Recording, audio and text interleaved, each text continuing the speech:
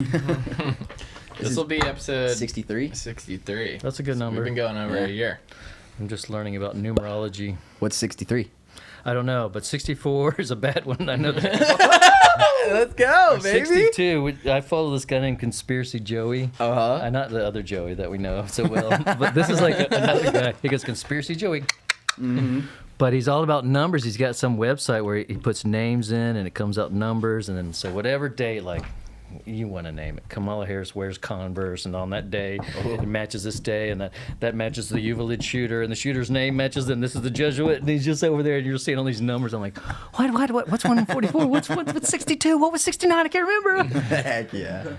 But there's a lot of stuff like that with numbers. Yeah. I don't know. I remember when I was a little kid in church, I would always take like the first letter of like sentences in Revelation and try to find numbers with it. Ooh. And then you would always find something if you look hard enough.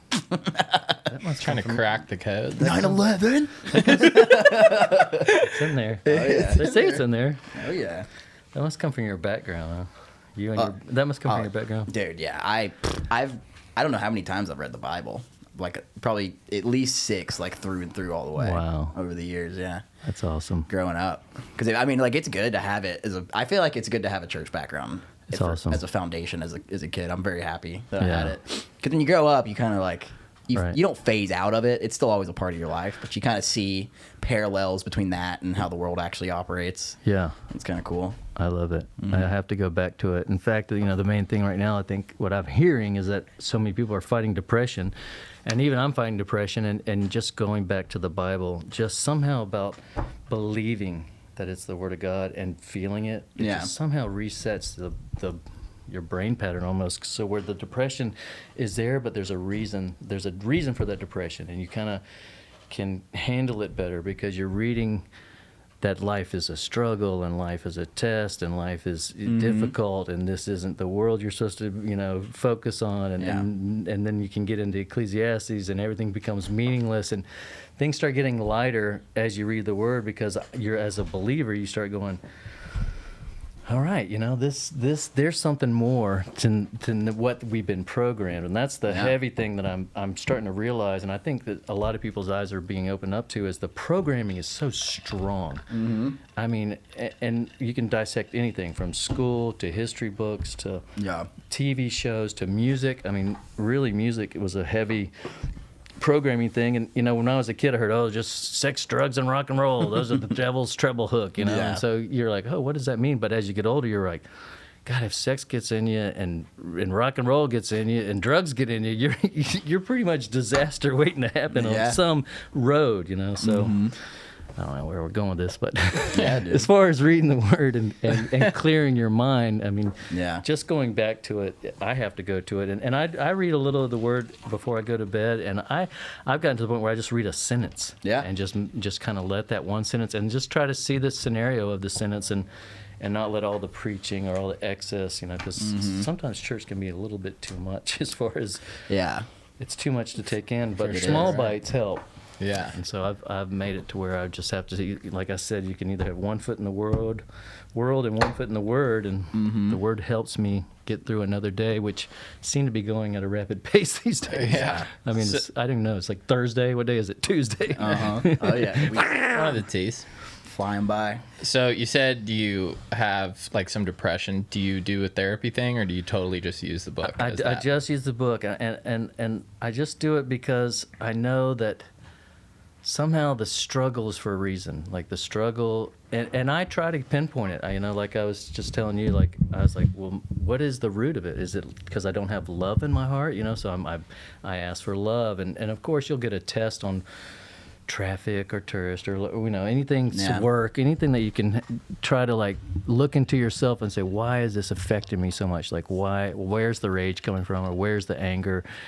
And so the depression, I think, is just, I think for me personally, I am a complete aware that we are at war with pretty much everything. We're at war with ourselves. We're at war with the circumstances we're in, but we're at war across the board with dark forces, in the political world, in our food, in our rent. I mean, everything is somehow, to me, a battle. And so the depression is just, I think for me personally, I am a complete aware that we are at war with the circumstances we're in, but we're at war with the circumstances we're in, but we're at war across the board with dark forces, in our food, in our rent. I mean, everything is somehow, to me, a battle. And so the depression is just, there as far as like sometimes I'm like I'm done, I'm Yeah. over it. I'm ready to get out of Overwhelmed. this, and so Yeah. I don't know if it's my age being 48 and just going, I've done it all, I've seen it all, Yeah. So a lot of people die young. Maybe it's just that's where I'm headed. You look that's- awesome for 48, by the way. Yeah.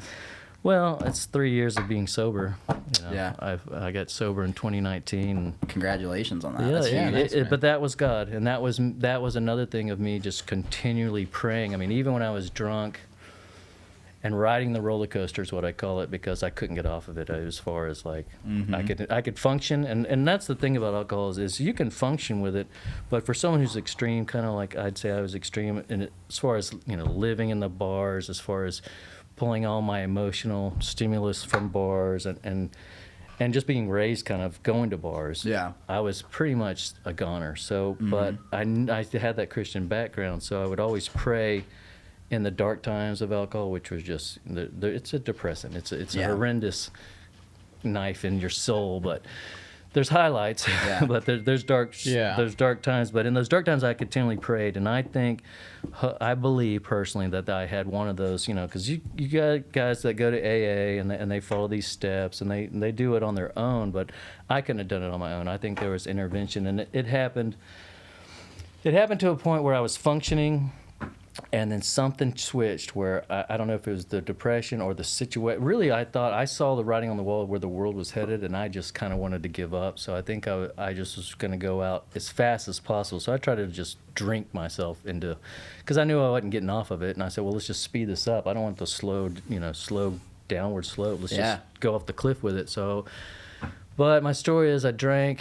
I think I drank all the way to 2018. I just stayed in the house. I didn't go out, didn't talk to anyone, just drank. Yeah. Wow. So I was trying to get to a liquor store, and I didn't know it was Sunday. And so liquor stores open like an hour later. And so every day I'd either pawn something or get someone else to come by, and I'd have enough money to get a bottle of booze, get me through a few days. And Saturday night, I must have drank too much. And then so I was out the next day. So luckily, the liquor store was only a block away, so I got there, but they weren't open. So I was like waiting in the parking lot with my change. And I walked down to the alcohol, and I always got the medium-sized vodka, which is $11.99 or something. Yeah. And so it came to $12.32 with tax. I had it every time. Saw me every 2 days. Yeah. So, but as I picked out the vodka. This is getting, just me. And I got to tell you, I heard "Now, Lord," and I was like, "What is that?" And then it felt like someone punched me in the forehead, and I went back, and I hit the rack of alcohol, and the whole rack was just went ching, bang, bang, bang. Every bottle was like ching, bang, and I just hit the ground, and it was like I was held on the ground. I couldn't even get off the ground. I was like, "What is going on?" And then the bottles are still cling, cling, clang, cling, and so next thing I know, people are calling the ambulance, and all I see is feet all around me, and I see firemen's feet, and the gurney come down, and they pick me up, and it was almost like I couldn't move. I was like, "What is going on?" And these bums were out front of the liquor store, of course. I'm like, "Buddy, what do you want us to do for you?" I was like, "Get my car keys, get me out of here." I was like, "Just get me out of here." But something happened. Next thing I know, I was in an ambulance, and they put me in the hospital, and I was in and out of consciousness for 5 days. I guess I was so off the charts, completely saturated, that they had to put me in some sort of medical situation to get me out of it. You DT'd over those 5 days, right? Yeah, well, yeah, in and out of consciousness. I would come to, and there'd be 6 doctors, and that your pancreas blew up. You're not going to make it. It's over. And I'd Oh go my back. gosh. I'd go back out. Then next thing I'd wake up, Espo and Johnny Green, and everyone's in the room. My uncle and they're all saying goodbye to me, and I'm like, and I'm back out again. So it was 5 days of fog of me trying to figure out if I was going to make it through or not. But about the 6th day, I guess the doctor came in, and she goes, "You don't have to go home, but, we're going to give it your best." And they kind of wrote me off. They're like, I saw the doctor say this, he's not going to make it. They just kind of shook their heads like, "Oh, well." Yeah. And the one doctor said, "If you ever touch alcohol again, you'll die." And I went, "Okay." And so I had to go home, and my wife was out of town, so I was there that night by myself. And in my delusion, I guess I thought she was coming home or something. In the middle of the night, I had this seizure, and it was flopping around, and it was in the darkness. I just went to the computer and put on some Christian music, and I said, "I got to get through this." And I think God just, from that point, just said, "All right, this is what you got to do." And so, and everyone has their own personal journey, and that was just a big turning point in me to kind of keep me on this planet. Yeah. For whatever reason, is to do either share my testimony or try to tell people you can get off alcohol. I am a firm believer you can only turn to God for anything, and I just have a strong belief in God because I think I read the Bible. I think the Bible is the key to knowing God and knowing His character and knowing how He can help and what His. It's really what I've figured out in life. It's a rescue mission. The whole Bible is about rescuing humanity because it's almost like, I don't know, I have a little kitten, and I just like, I'd rescue it, I'd want to do whatever I could. And that's one thing I can think why God would love humans, because I don't see why He would like them. I mean, the type of tourists I see across the beach leaving trash and doing what they do, you're just like, what is it about humans that you would even like? Yeah.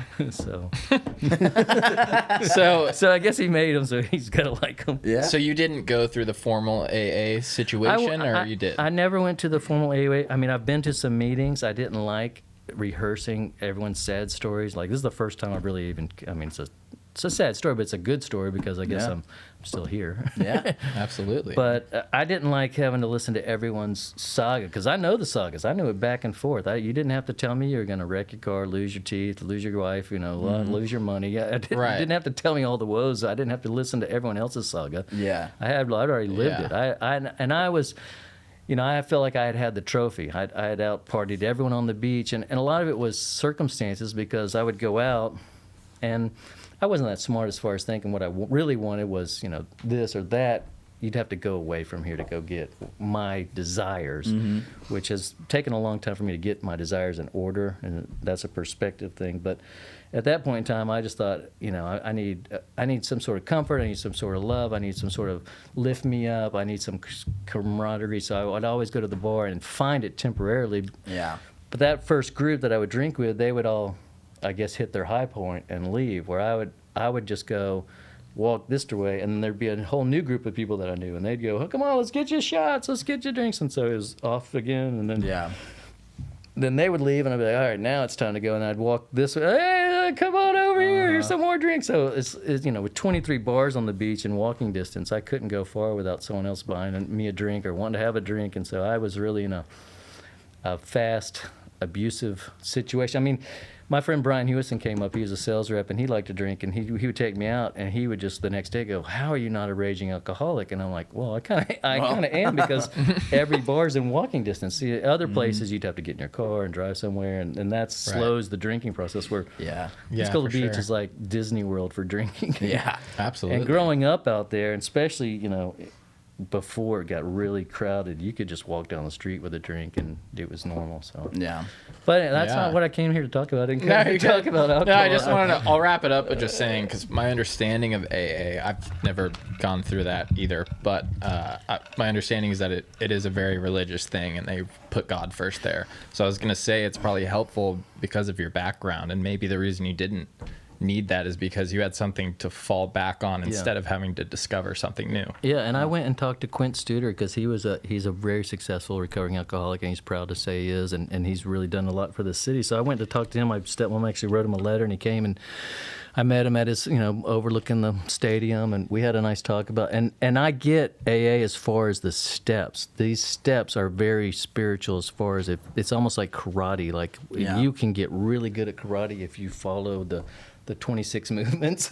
It's the same concept. If you follow and if you get deep into the AA steps, it's a very strengthening, solid foundation to keep people walking in a sober life that may not have the Christian upbringing or have a wonderful relationship with God. Yeah. But I say AA's for a lot of people. But I just didn't like listening to people's. It's boring. That's just, well, it wasn't boring. It's just like, oh gosh, here he goes. I know what's going to happen next. And then he took his mom's car. And let me guess, you drove it off the. Oh yeah, I knew that was gonna... Well, listen here, bud. We're happy to switch topics. We're also happy to officially introduce you. Okay, let's do it. So, welcome back to the Twiiceaweek podcast. Cool. We got Yancy Spencer here. The Fourth. Let's give it up. The fourth. The yes, fourth. the I got to fourth. tell people that I did a surf lesson today, and they're like, "Which one are you?" I'm like, "I'm the fourth," but that's just I'm the son. It's been passed down. It's not like a George Foreman thing where you name all your kids Yancy. Yeah. I said I've been passed down. So I guess we can kind of backtrack even farther from the beginning. Okay. Maybe tell us where you're from, and let's start there. Well, born and raised on Pensacola Beach. Woo. Yeah, that's about it. Now I work at the pier, and it's I just look at all the people, and I'm like I became that guy, the old guy working at the pier. I grew up here. I know. Before that hurricane, there was another hurricane. I just want a T-shirt. Yes, there's sharks here. Yes, we get hurricanes. Right. Don't leave your trash. Yeah, for real. But Well, yeah, man- born on the beach, or born in Pensacola, Gulf Breeze, really. And I grew up and I was born on where you were showing that condo. Was it Bahama Bay? Yeah. Back when it was English Cove. That's where I was born. And we Really? lived there before Hurricane Frederick hit. And then I moved over to McClure and Shirley, which is behind Publix. Grew up there. Yeah. What was Bahama Bay? That was like desolate back then, huh? Like you were in the middle of the National Seashore almost. Well, there was like an Eco Lodge, which was where Sunchase is, and then there was Bahama Bay, which is English Cove. If you look at an old map, that cove there is called English Cove. So the apartments were called English Cove apartments. Okay. But the surf shop that you see on the T-shirts is like a little square building. Yeah, yeah. That was like an Eco Lodge check-in. So that the Eco Lodges back in the whatever 50s and 60s, people had little campers. They would pull in and stay in these little cabins, and so the cabins are over where Sunchase is, and that was kind of one of the hotel check-in spots. But we would walk through the woods to get to that little surf shop.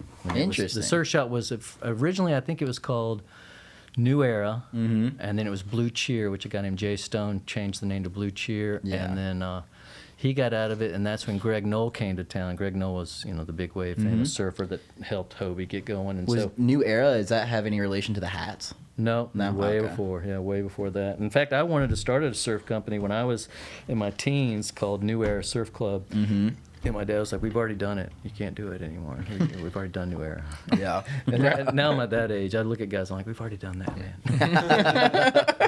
But yeah, so it went from Blue Cheer, and then Greg Knoll got the shop, and I think my dad was up in Delaware when he heard the news that Greg Knoll was gonna go ahead and release the surf shop, and a guy named Ken Roos was gonna get it. Okay, yeah. And my dad freaked out. He's like, "Ken Roos can't get the surf shop." So he left my uncle JB in Delaware and drove all night in a van down to back to Gulf Breeze and said, "You're not getting the surf shop. I'm getting the surf shop." Oh my God. So, and then and then he got with his brother John, and they were in a Christian magazine. They saw a coffee shop that was named Inner Light, and they said that's a great name. So they changed the name from Greg Knoll New Era Blue Cheer to Inner Light. Nice. So that was 69. Interesting. Yeah. So you said you were born in English Cove. So I was born in English Cove, but- Bathtub baby, you're talking, or what? No, I think I was probably born at Baptist, but Okay. but So when you I know s- those apartments? But I guess when I see that picture on the T-shirt of that little brick surf shop, I don't know Yeah. if y'all seen it. It's like it's even a painting. There's a like- few boards like Yeah, sticking little out. I boys are- definitely have that shirt. Yeah, okay. So I guess when I say I'm born, because in the closet was my playpen. So when I see that shirt, it reminds me of being a kid. I and then, see. And then growing up there, of course, the next thing they built was a Waffle House, which was right there. Mm-hmm. And so I had an aunt that worked at Waffle House. And so just to show you, Gulf Breeze has changed. When I was a kid, I would go from that surf shop growing up. I'd be at the Waffle House. And there across the street where Publix is now was a place called Alan Davis, which is a seashell shop, and they had this giant whalebone out front, a giant clam, and you could go in there, and literally it was just as far back as you could walk was different types of shells. I mean, I don't know where they got the shells from, but they had anything and everything to do with some sort of sea creature, sea life, sea mobile, sea anything. Yeah. So that was kind of my babysitter. I would go across the street and play in the seashell shop all day long. But I say all that to say, Waffle House is on this side, Publix is on the other side, but that was the Alan Davis Seashell Shop. As a kid, I could walk across the street without any cars. Wow. Across 98. Yeah, so that's like, I was 7 or 8. That never happened. So yeah, you couldn't let a 7 or 8-year-old walk across the street. No, Yeah. you Wait, can't so even that cross the street. that Waffle House, the same Yeah. spot. So that Waffle House is legendary. It's old, yeah. That's awesome. It's made a lot of hurricanes. That's a testament how dank Waffle House is. Oh yeah. You ever heard of the Waffle House Index? Yeah, that's what they do for hurricanes. That's crazy. If a Waffle House closes during a hurricane, you know it's bad. Yeah, exactly. That we rode them out there. But Hurricane Frederick had a tornado that came through English Cove. Okay. And so that's when they had to kind of change that whole area. Yeah. But I grew up there, grew up at Sunchase. I walked to school every day. Like, I kind of... Gulf Breeze. Gulf Breeze. I had a big chow. I had a big giant chow dog, and he was so big and massive, he'd break anything, chains, ropes. And so he would follow me to school every day. So every day on the announcements, Yancy, come get your dog. Get your dogs up here. So there's like a little courtyard. I don't know if they still have it, but we used to always walk the halls like around, and in the middle of the school is a courtyard. They keep my dog in the courtyard all day long. That's cool. What?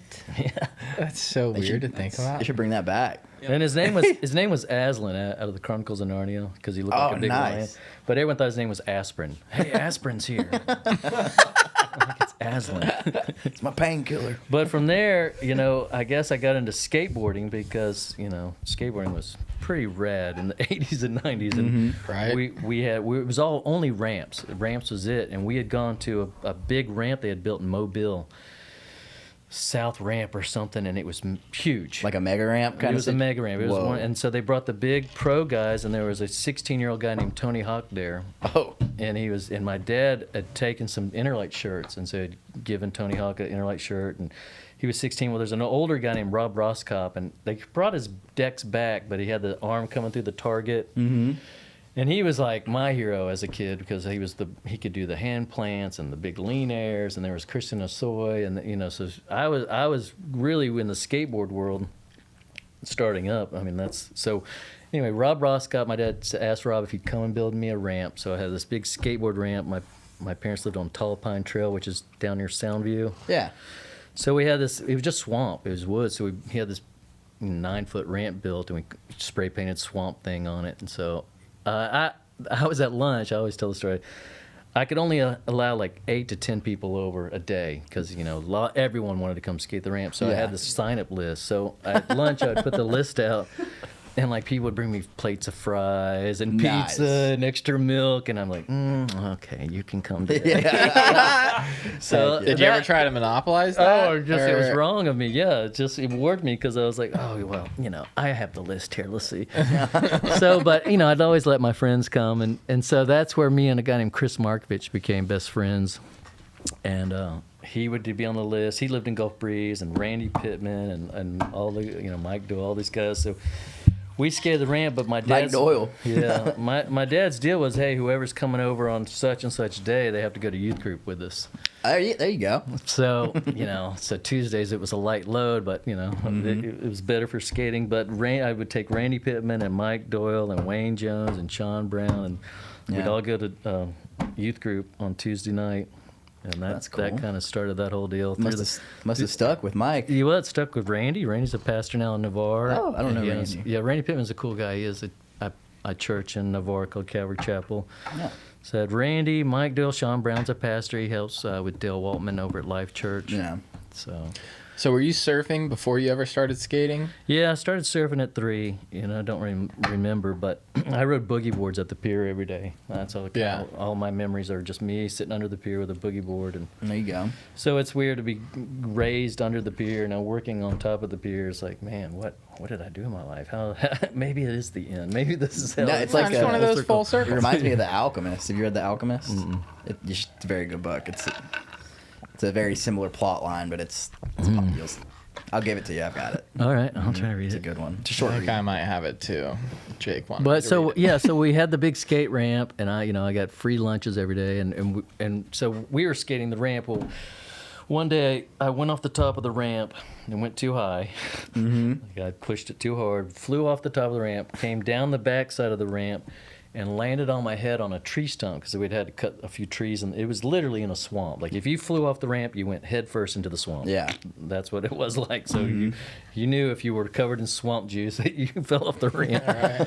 So, but I woke up in the driveway, and my dad was standing over me. He goes, you need to decide right now. I was probably like 14 or 15. He goes, are you going to be a skater? Or are you going to be a surfer? And here I am thinking I just came back to life, and thought I was paralyzed because I landed on my head. So I said I want to be a surfer because all I remember is wiping out in the water. Yeah. So he closed the ramp. There you go. He goes, ramp's closed. No more skating. Interesting. So I was going to ask you if he pushed you into that or if he gave you kind of... See, I was going off the top of the ramp and going over the roll-ins and grabbing around. And there was actually, Kaipo was a really good skateboarder. Kaipo would come over. He was older than us. He was maybe 3 years older than us. So he was like 18 when we were 15, 16. So he was really shredding. Yeah. And we were getting there, but when I had to tell all my friends, hey, the ramp's closed, we can't skate anymore. Well, Chris Markovich was the maddest because he really wanted to take skateboarding, and his parents were really behind him.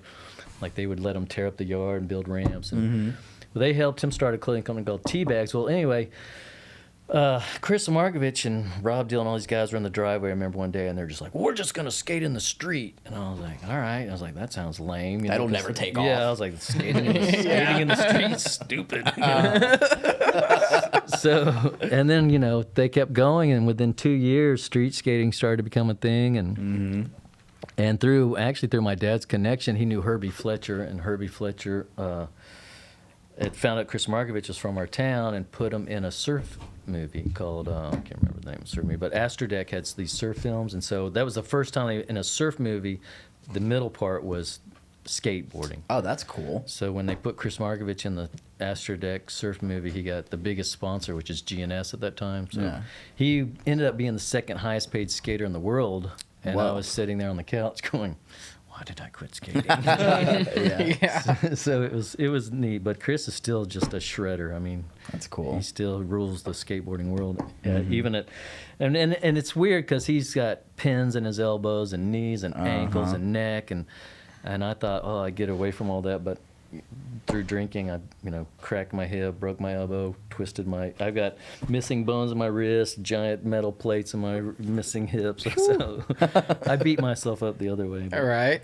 But that goes back to my theory is sex, drugs, and rock and roll. I mean, we were into Metallica and heavy metal music, and I think that somehow has a reverberation in how you're going to act in life. And 2.0 was Jackass. When all that stuff came out, we were at the cutting edge of that, and we were doing the shopping buggy things off the cliffs and stuff. And I was like, that's a whole nother generation, I think, that got ruined by programming.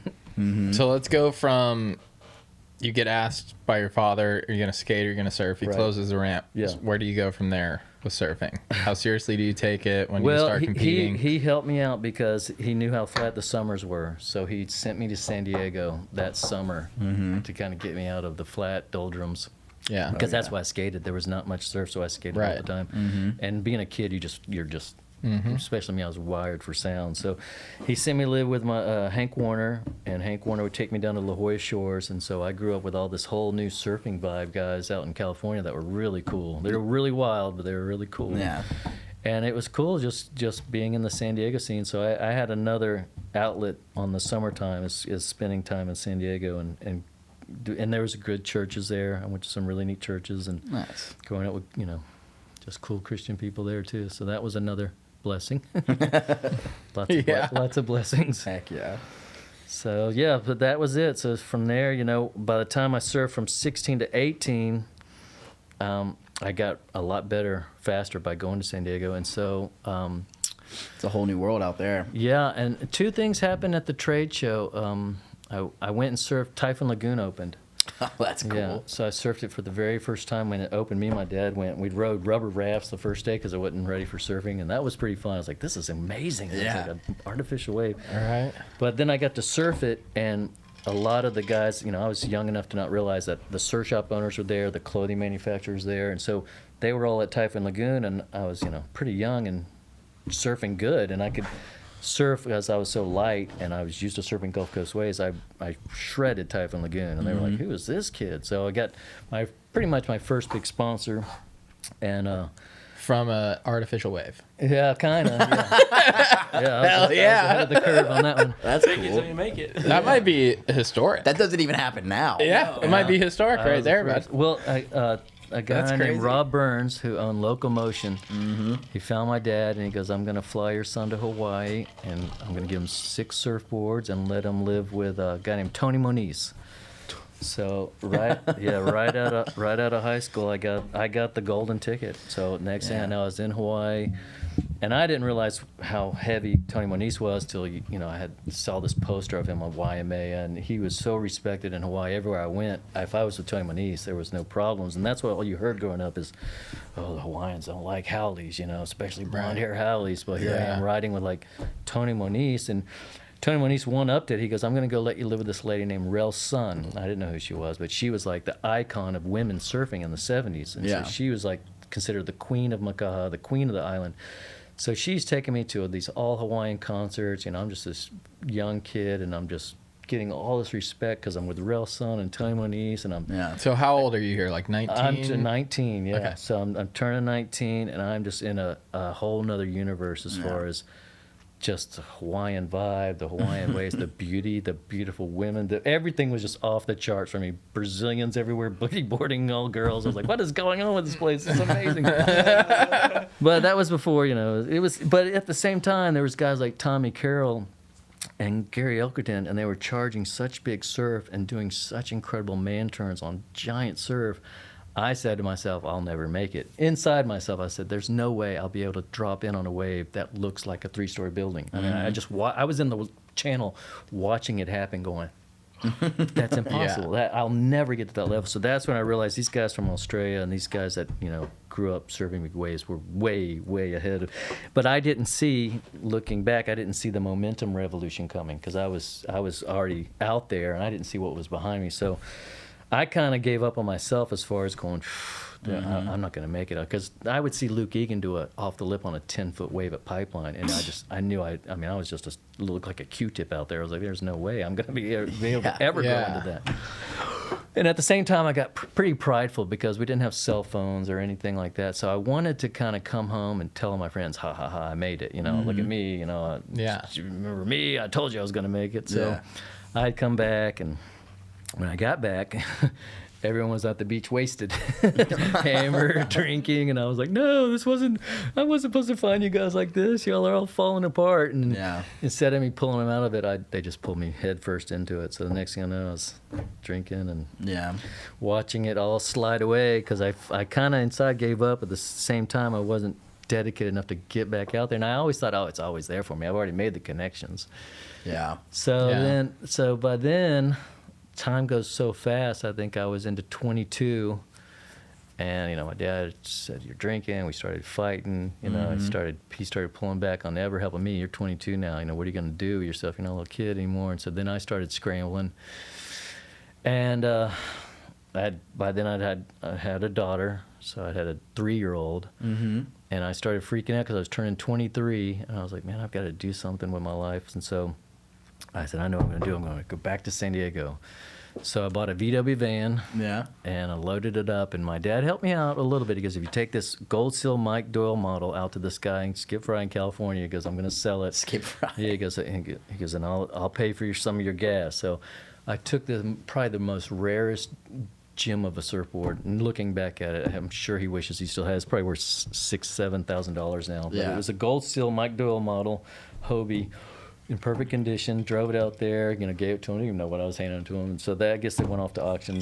But I ended up making friends with Benji Weatherly, and so I moved into the house of Benji Weatherly and Joe Curran and a guy named Greg Browning and a couple other pro guys. It was just kind of a little pro surf house, and we surfed every day, Mission Beach or somewhere along San Diego.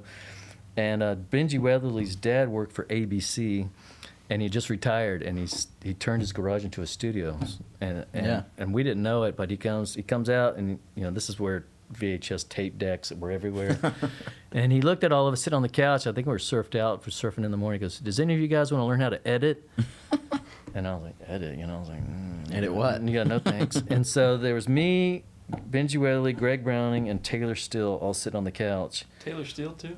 Yeah, and I was like, Benji, let's just go surfing. He goes, yeah, we're going surfing. So me and Benji got up and went out the door to go surfing, and Greg and Taylor Still went into the studio to learn how to edit. And that was another great divide in my life. I was like, man, if I would have just went in there with Taylor Still, Yeah. I'd have been back on the tour doing stuff. But me and Benji just went out partying and surfing. And so, now I think he's a stand-up comedian and I'm doing podcast.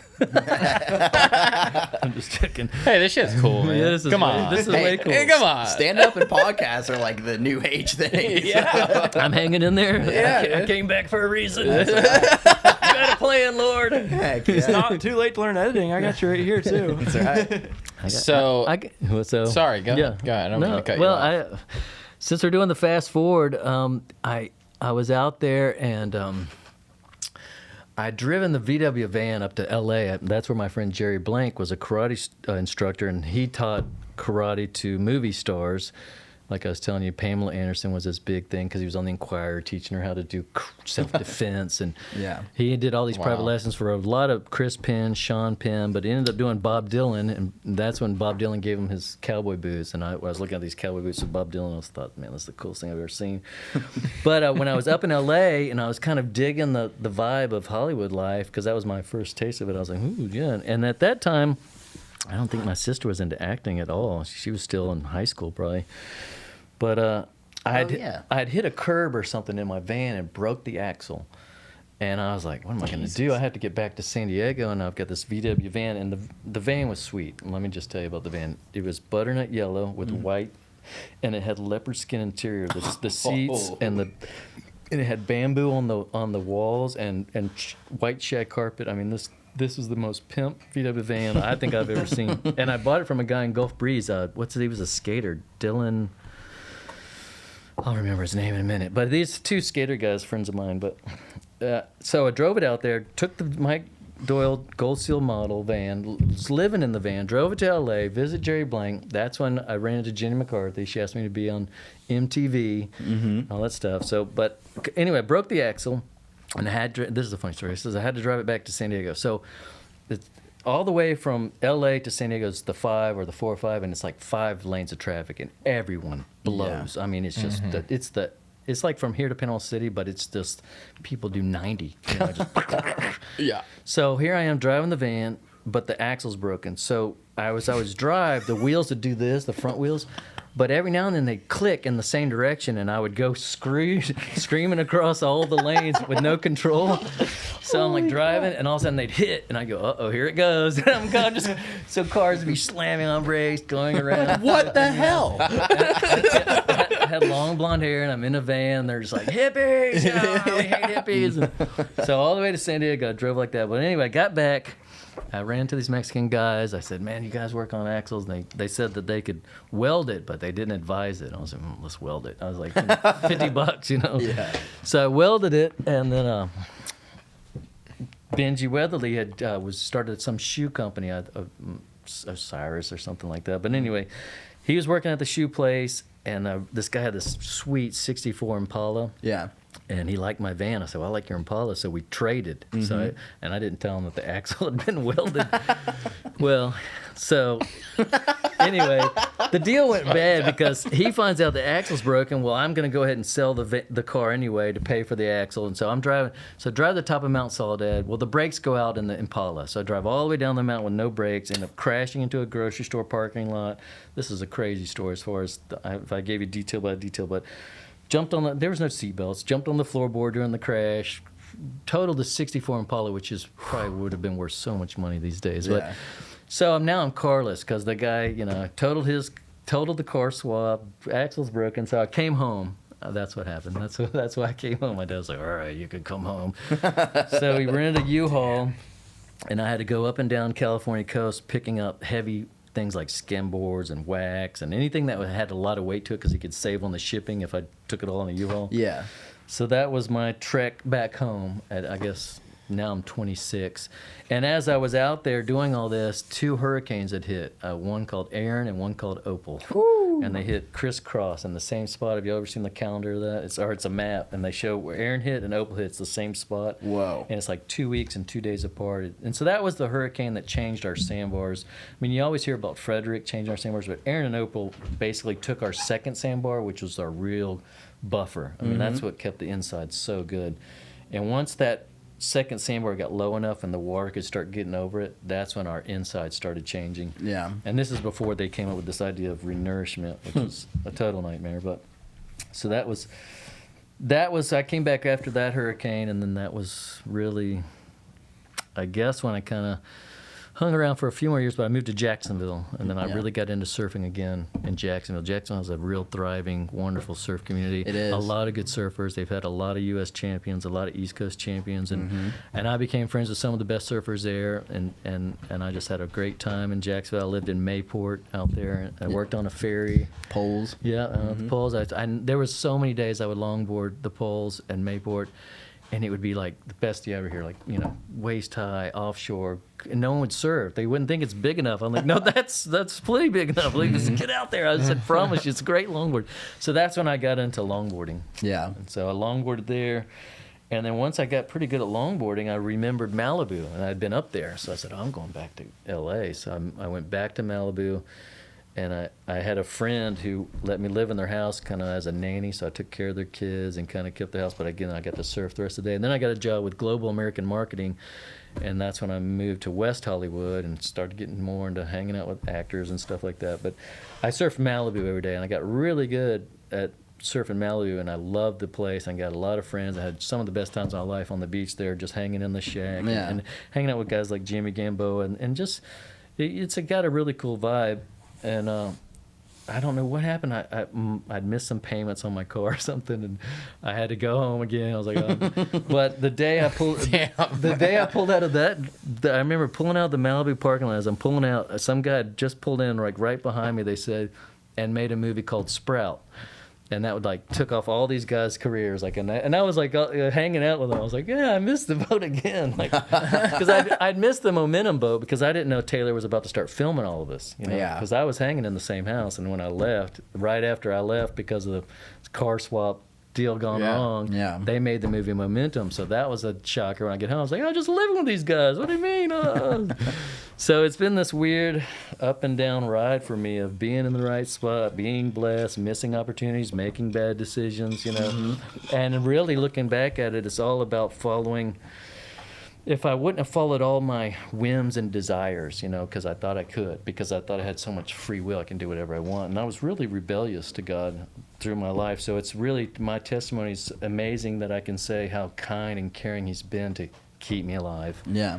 And not only, you know, I've had it better than other people, but I'm not saying I haven't had it just as hard through a lot of my own, you know, mistakes or foolishness or alcohol. You know, a lot of my poor decisions have been based on alcohol or the desires that alcohol gets you to, you know, trying to be lifted up by others or try to, you know, play the game. But I also come from a different area because I was so wound up to be social. You know, we didn't have social media. So you literally had to go somewhere, and you wanted to go somewhere and see as many people as possible. There was something, I found out there's something about humans where we want to see all each other. Yeah. Until you get to a certain age, and you don't want to see any of them. You've seen them all. You don't want to see no more of them. But that's what going out really was, is it was always, you know, everyone was eyeballing, checking each other. But there was no judgment. It was just really just, you were just taking everyone in, where now everyone just takes everyone in just like this. I know. And it's a little harder because then when you see someone, you're like, oh, yeah, they cook gumbo every Sunday or something. You know, you judge them off of their social media without really talking to them. So it's just a different world. But all right, so anyway, where are we? So I went to Malibu, came back. They started a movie called Sprout, and then I moved back to Jacksonville. Nice. And so then, and so that's where I was bartending on a casino boat, and I was just making so much money. And I had bought a '64 Galaxy and tricked it out. I had a Jeep tricked out. I was living in a great house, surfing. Yeah. Had so many surfboards. I mean, I was. Where on Jack's Beach were you living? Or where in Jack's? I was living in Mayport. I was living on that back road that went straight to the poles. I lived actually out near the ferry. Yeah, there's the police strip club, or the police, the officers club. Yeah, there's a few. There was a few. Bikini Beach. They had free hot dogs in the parking lot. You're like, what? Are you kidding me? That's ridiculous. Jacksonville's a trippy place. Genius. That place will trip you out. But so then the casino boat that I was working on, I was making all this money. It had problems. It had to go into the yard and get fixed. I was looking for a job. I ran into a friend who had a landscaping business. he said, all right, because I knew something was coming up. I needed to make some money. So I started working with the landscaping guys. He put me in the truck with these two big black guys, Dickie Lee and Grizzly Bear, and I'm just stuck in this little Datsun truck every day. Yeah. They're eating Vienna sausages and tuna fish sandwiches. I'm just like, like, just get me out of here. But He just made me eat a Vienna sausage for the first time. but anyway, when I got to this guy's house, when he hired me, his name was Troy Hutto. He had this giant marijuana plant. You see it? That's my baby. I'm like, gosh. So it was a lot of that. It was a lot of, but it was hard work, landscaping. But to fast forward, we had this big project. We had to throw this huge yard. And hanging out with these black guys, we became friends, and we had jams. There was some guitar players over in Jacksonville. We always had jam sessions. They would rap while they would rock, and this was kind of right before Limp Bizkit came out of Jacksonville. Yeah. So we hung out with those guys. They came out of Jacksonville? Limp Bizkit came out. I hung out with Fred Durst a lot. But they came out, and then Slipknot came out, and Slipknot was more heavier. Yeah. But, we thought Fred Durst was a turd. I mean, we were just like, oh, Yeah. God, here he comes again, But he liked how we were rapping and rocking together. And he was really kind of just a Klingon, I thought. But fast forward to where we were rapping and rocking, whatever you want to do, the rolling and like smoking that. and all Now that you're stuff. skitting and scatting. But the black guys, Grizzly and the band we started was called Grizzlock, and but the black guys would call me Saltwater G. What's up, Saltwater G? What's up, Saltwater G? Yeah. Wow, that must have felt good. It was kind of cool, but at the same time, I was like, all right, I'm Saltwater G, And I was in the club, I guess. So Yeah. I didn't. But the day we had the big project, and I was throwing sod. I had the casino boat had opened back up, so I went back out and bartended all night. Met with a wedding party. They wanted an after party. It was How'd you like bartending? At that time, it was hilarious because the casino boat is on the Florida-Georgia line, and so you had complete rednecks come on, missing teeth with bandanas, and then you had full-on gangsters come on with the top hats and the gold teeth. So Interesting combination. Jacksonville's a unique place, but the redneck would walk up, Jack and Coke, and I'm like, here you go, and then the black guy would walk up, Hennessy and Coke, and they wouldn't talk to each other, but 3 hours later they're hugging, and Right? I knew you, man. And I was like, man, alcohol's an amazing drug. But you go 12 miles out and the boat's rocking, and the funniest thing I ever saw, I wish I had camera for all that, because I saw the most funniest dancing, because I worked in front of the dance floor on the second deck of the casino boat, and the seas were always 6 feet, 10 feet, sometimes 12 feet, And the one time I'm watching everyone dance, and they dance left and they dance right, and this guy in a wheelchair just came spinning by the whole dance floor. I was like, I don't even know if he went off the rail or anything. I was like, but I could have had some of the best videos. But as far as bartending and casino, it was hilarious. I made a lot of money. But that night I'd stayed out too late with this wedding party. Of course, they all wanted to keep going. Well, I showed up late the next day to throw the sod with Grizzly Bear and Dickie Lee and True Cut Landscaping. Yeah. So when I got there, I was hungover, sweaty. It was like summer, and it was like 9 o'clock. They'd start at 7. Half the yard was thrown. So they kept going, "What's up, Saltwater G? What's up?" And I said, "Man, you don't know what it's like living the salt life." Like that. And so the guy that owned it, You're like, damn. the guy that owned True Cut goes, "I like that." I go, "You like what?" He goes, "Living the salt life." So that night was his birthday, and he goes, "Write that down." So he got these guys to get a write salt life out, because we're gonna do something with this. And I go, "What?" We're all drunk. I was like, jet skiers would probably like that. I was like, who's gonna like salt life? And so but at the time, like Bad Boy Club and all these, random gotcha was more core division. So he wanted to go for that angle, and I was like, I don't know. But anyway, he made the shirts, and he goes, "All right, man, your uncle and you, dad, you own surf shops. Just take this back, see what they like it." So that Christmas, Yeah. I went back with like 12 Salt Life shirts, and I walked in the shop and I put it down. JV goes, "I can't read it. What is it?" I was like, "It says Salt Life." And he goes, "No, it looks like Slut Life." And I was like, "Well, whatever." So JV kind of shot me down on it, and I was like, "Well, that's fine." And I had some stickers. So I was at the beach, and I think I gave the shirts away, and I ended up giving the stickers to Billy Patterson, who owns Lazy Days back then. he put it on his wife's car. She's like, I like that, because living on the beach, you lose everything to the salt. Your pipes, your cars. You know, salt life was a whole different meaning when you live on the beach. Mm-hmm. So for 3 years, we tried to get Salt Life off the ground, and that's how long I was in Jacksonville. And I finally, they ended up making booty shorts with it on, and I was like, I'm not going around, because he knew I was kind of in and out of sales repping. I sales repped off and on through some different companies. Yeah. Sunglass companies and wetsuit companies. So he goes, just be a sales rep for this. And I said, I don't think it's going to go. My uncle doesn't like it. I said, people don't know what it says. Yeah. I'm not going in with booty shorts. So I walked away from it. I said, I'm not gonna do this. I go, you guys can have it. And I think it was about 2 years later, someone passed me on the road with a Salt Life sticker on. I went, what are the chances? And I went shook my head. And I think the next day I saw another car with it. I went, 2 cars in one day? I go, I almost wanted to call Jacksonville. I was like, you won't believe this. I saw 2 Salt Life stickers. Like, I was going to start laughing. Right. And then it just never stopped. It just seemed like every day I saw another one and another one and another one. Got big. And so, here I am, I think it was 2019, I was putting my life back together, I was sober, and I got a job on the beach picking up trash. And I remember picking up a thing in the sand, it picked it up as a little tag for some board shorts. It said Salt Life on it, and it was like $69.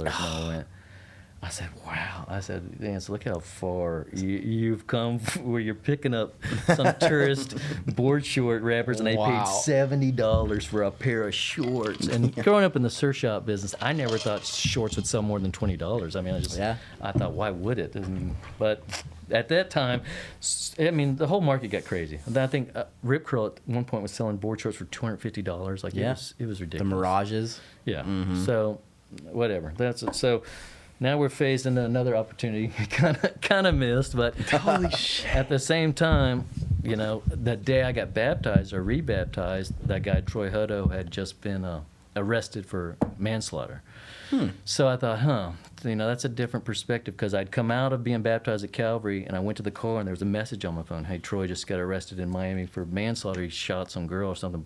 Don't know if it was by accident or whatever, and I'm not just casting any doubt on it, but I'm just saying, 2 different paths, and I said, well, God, I said, here I am rededicating my life to you and putting you in my life, and this guy has got it all. He has the mansions, the yachts, he got it all, and now he's facing prison time, and I'm kind of set free from my own prison. So it just kind of taught me at that point, it doesn't really matter what you do in life, because it's so short. You're going to get through. Time is the great equalizer. Time is the great equalizer. But I mean, it would have probably been fun to travel on the Salt Life credit card to the Mintawas as many times as I'd like. But who knows? Yeah. But here I am. Yeah, man. Well, it's good that you can look at it like that. Yeah. Because it is the correct way to look at it, for sure. It is. I'm going to get biblical. I get biblical on this show all the time, and they get mad at me. Untrue. We're interested in your story you've been telling. Knowledge. Your story's been it's eluding to me. It's very similar to the story of Noah. He was drunk, but he built his own boat. Mm-hmm. And so it's kind of cool, You had to listen to God to build it, though. Yeah, I feel like Noah, and I mean, honestly, if you want to get a little deeper, everything relies on belief. Mm-hmm. That's what everything relies on. Whatever you believe, and I don't even understand the word as much as I just know what I know, and that's what I have to do is believe what I believe, and that's really the easiest way I can put it. But when I tried to get out of here last year, COVID freaked me out. I took off to El Salvador. That was a hilarious trip. I was by myself. You know where El Tunco is, that street? Oh, brother. I was the only... That's where we became homies. That's where I first met Jace, and I got the invite, and we went to El Salvador last summer. El Tunco is a magical place. Okay, so imagine being in El Tunco with not seeing another human. Whoa. I was the only human on El Tunco Street walking around, not seeing No way. We had quite the opposite experience because they had the World Surfing Games there when we were there. There was like 20,000 people in El Tunco. Yeah, completely opposite. Fireworks in the ocean, the big rock right there. Yeah. There's people backflipping off of it. So I went during COVID. You're like Walking Dead. I don't know why I went.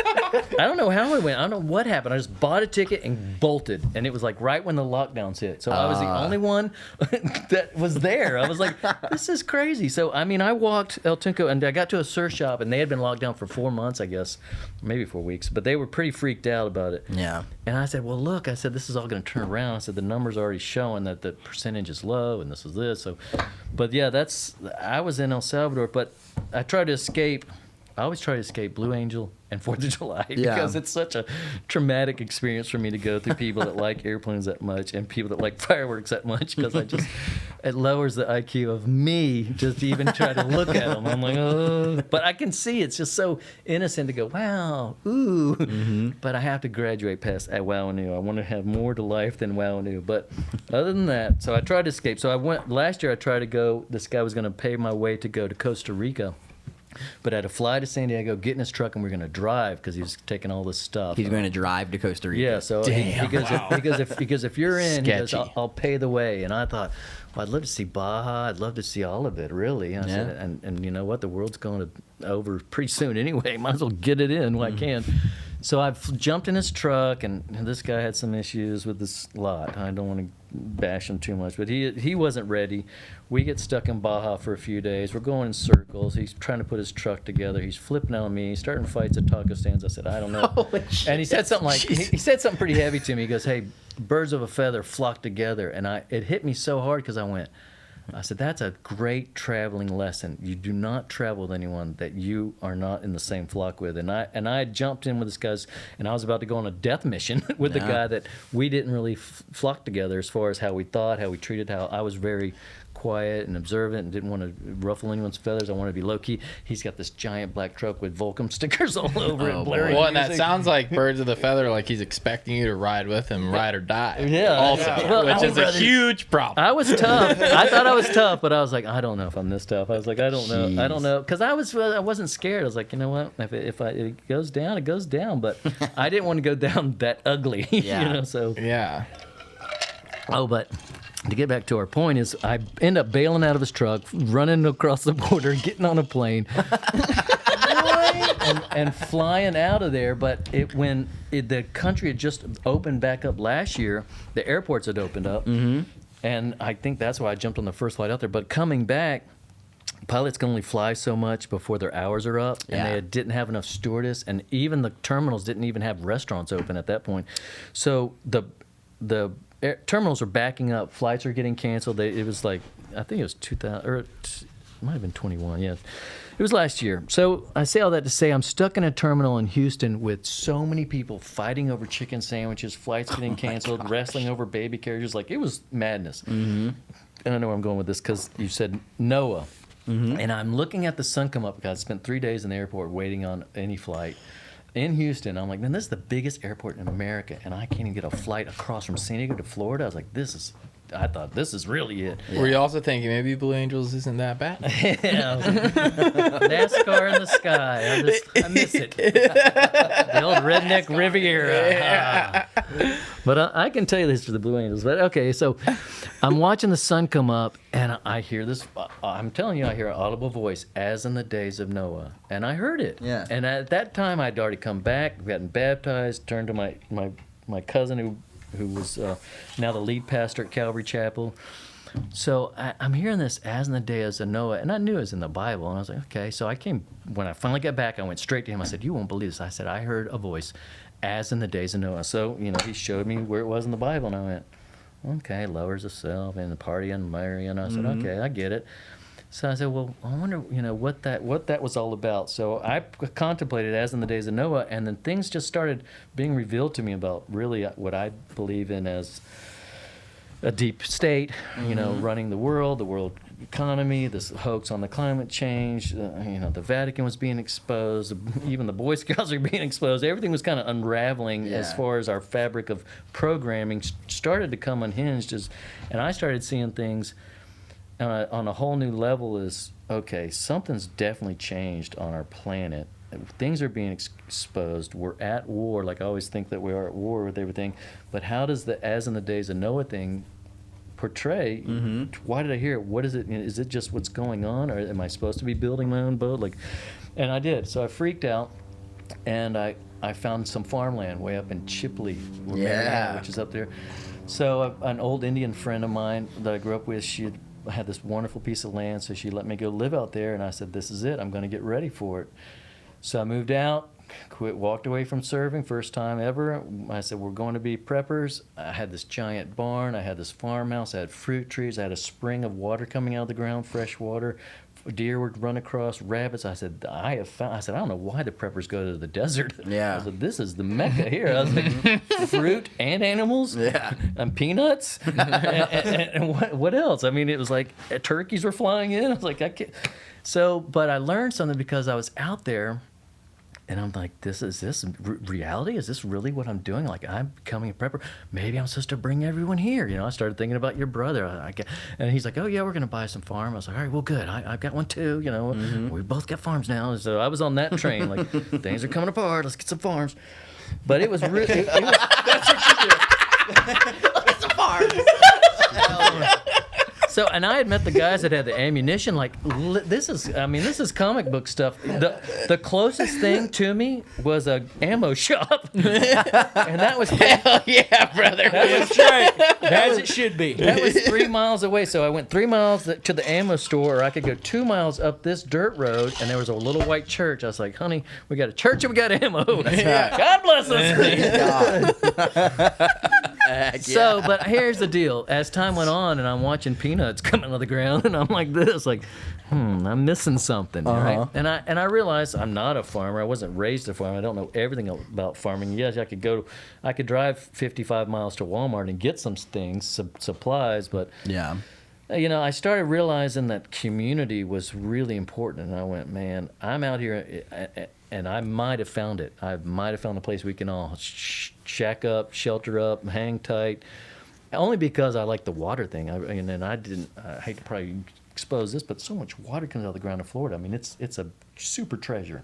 Oh yeah. Super treasure. So There's springs everywhere. yeah, springs, water. So we're sitting pretty as far as animals with eggland and water and like-mindedness. Like I hate to say this, but past the ammo shop, another 4 miles was a Trump sign. So I knew I was going to be all right. Oh yeah. But really, you didn't really know the DJDs that well, you know, and that's Yeah. all I call them that because just how they acted. They weren't too much on the communication level. Yep. Mm-hmm. Yeah. You know, all right. Well, good to meet Well, you too, then, sir. I grew up in J, so Okay. I get that. So I went all preppy. I went farmy. You know, I had the barn. I was telling people, just bring what you want. I got a giant barn. You know, come on up. But I decided, because things really started looking like they were going to heat up with the food supply, and then things, you know, of course, a lot of it's hype. A lot of it's fear. A lot of it's branching off of fear. A lot of it's just to keep the ball rolling. There's some truth in all of it. So you can't just totally soak it up like that, but you can pick and choose what's really happening and then do a little study on what level we're at as far as the war. I'm going to just call it the war because we're at war. We are. I mean, Iranians are coming through our southern border and they're going to infiltrate our country. And I hate to sound like a Alex Jones, but it's just their plan. That is their goal. Their goal is not to have a house and 3 kids and a car and a happy life. Their house is to kill the great Satan, and that's America. And China's just right behind it because they want to dominate the world. I'm going on a tangent. All right, let's get back to the farm. I'm right there with you on the China. Let's get back to the farm. So what I came up We with. don't like China here yet. Yeah, I'm going all China. I'm going to get China on my surfboards. Hey, I'm in. I see what I've already you're doing. defected. But anyway, I came back because I realized that community. I like I said, I know 5 pastors. My cousin's Calvary Chapel. Randy Pittman has the Calvary Chapel. Your brother has Upper Room. Ben Martin's now at Pace Assembly. I got Dale Waltman at Life Church. I got Arnie at P-Hop.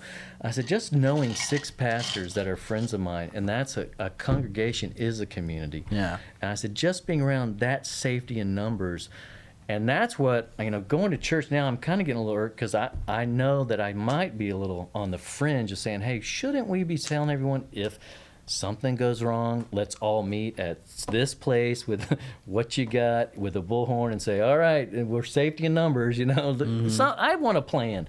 I think church should have a bigger plan than they have of, you're justified, don't worry. Yeah.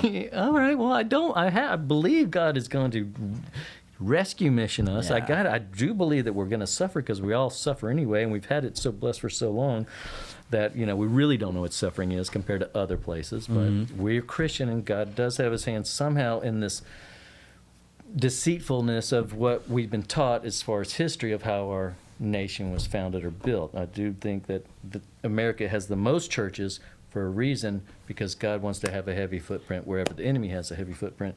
And I think that Satan runs the world, and that it's always been his, but there'll be a recovery and a rescue mission from it.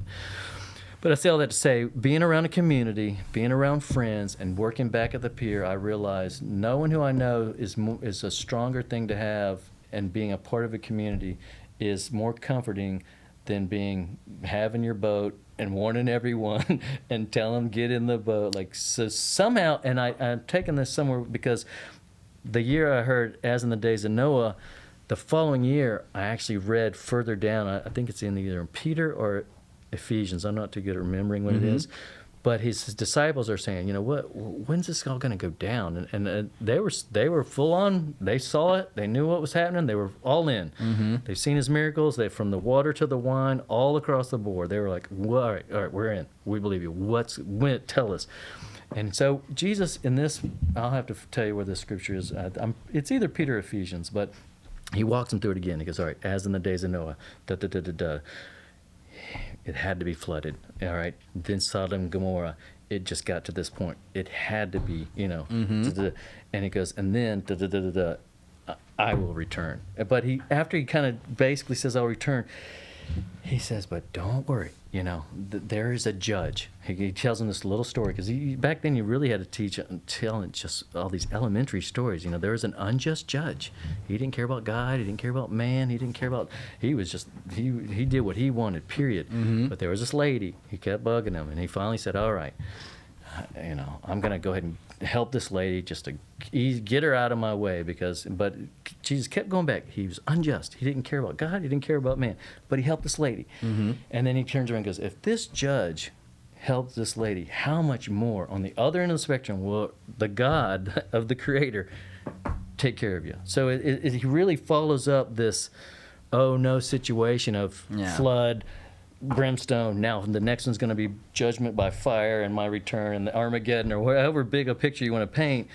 There's right there in the middle, it talks about how you don't have to worry. He's going to take care of you. And that's why I keep going back to this rescue mission theme that I've been on, that I believe in, that I stay in the Word on, because that's my belief, is there's a rescue mission, there's a way out of depression, there's a way out of mistakes, there's a way out of anything, really, by staying in the Word and putting these what you have to believe in, which is I wish everyone would read it themselves. Read it yourselves. See if you feel it. See if you believe it. See how. And I've denied it. I've gotten to the point where I'm like, these are just a bunch of Jews, and they're doing this and they're doing that, and that's you know. But if I keep turning to it and keep opening my heart to it, it somehow keeps me going on some path, which is leading me to something.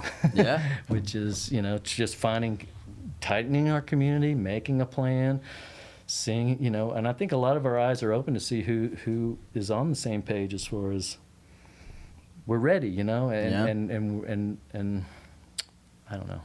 I just want to, you know, try to get everyone as a community to read the Word, go to church, become family, and that's, you know, that's another blessing, is the surfing part of it. It's always been a neat family. All three of you guys are good surfers, and it's just neat having you as friends. And that's what the country was founded on. It was Jonestown. Is that what it was called? Jamestown? Jonestown was the cult. Jamestown. I mean, they're similar. One of them just didn't kill themselves. But Jamestown, I mean, they came here for religious freedom, and they wanted to just hang out and, like, be their... What did they do? They were Quakers, weren't they? Well, those guys. That's what's unique, is the Quakers had the inner light. They did. They were the more spiritual.